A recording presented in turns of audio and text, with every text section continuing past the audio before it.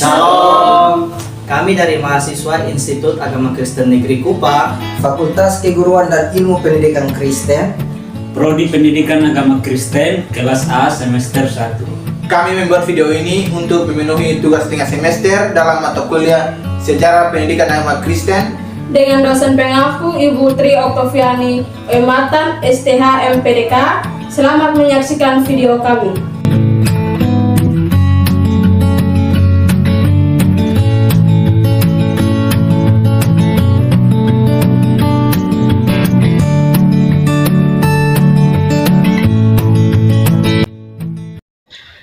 Johann Hendrik Pestalozzi lahir pada tanggal 12 Januari 1746 di Zurich. Zurich adalah salah satu dari 13 kanton yang digabungkan oleh Federasi Swiss.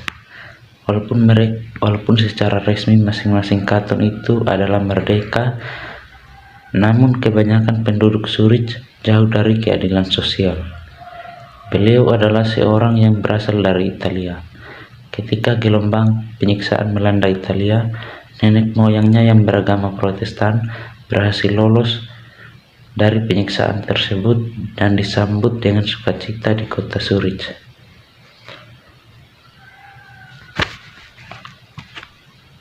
Ayah Pestalozzi adalah seorang dokter, tapi beliau meninggal di saat Pestalozzi masih berumur 6 tahun. Kematian ayahnya berdampak besar bagi Pestalozzi dan ibunya. Pertama, mereka hanya ditinggalkan warisan yang cukup sederhana, dan yang kedua berhubungan dengan keadaan rumah tangganya yang diawasi oleh ibunya dan seorang pembantu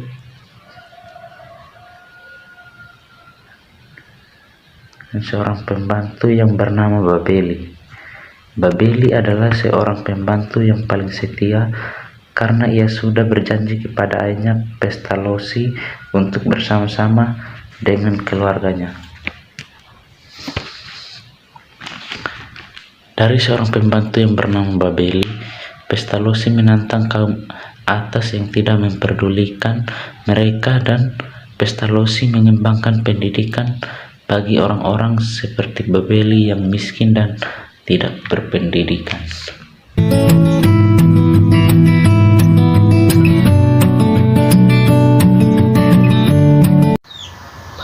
tujuan Johann Heinrich Pestalozzi mendirikan sekolah bagi anak-anak miskin.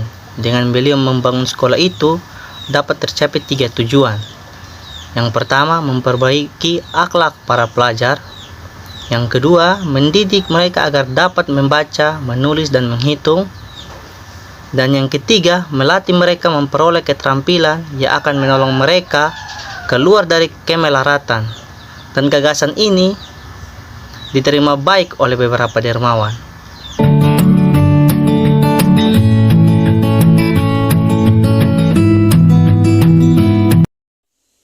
Metode yang dipakai Pestalozzi adalah metode membaca, karena tujuannya menerbitkan buku yang berjudul Leinhardert Getrat bukan untuk kaum pembaca yang terdidik, melainkan para pembaca biasa. Beliau bermaksud menghasilkan semacam katekismus bagi rakyat yang tidak berbentuk tanya jawab yang rumit, sehingga sukar dipahami orang biasa, melainkan ingin melukiskan pandangan-pandangan, kejadian-kejadian, keadaan-keadaan yang mempergiat keluarga tani, mendorong semangat kaum miskin, dan menyoroti kebutuhan anggota-anggota masyarakat kelas rendah.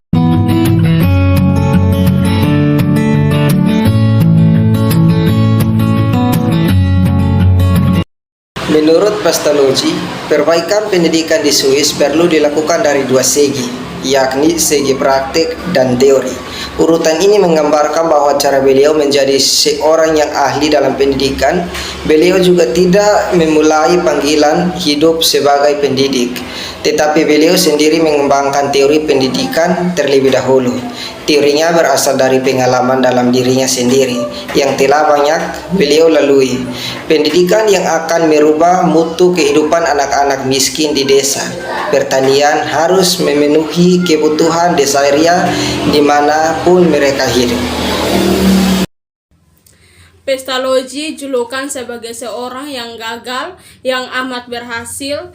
Beliau gagal dalam upayanya menjadi seorang pendeta, pengacara dan petani, tetapi beliau menemukan panggilan hidup yang sesuai dengan bakat yang dipunyai dan kepeduliannya terhadap nasib-nasib kaum jelata.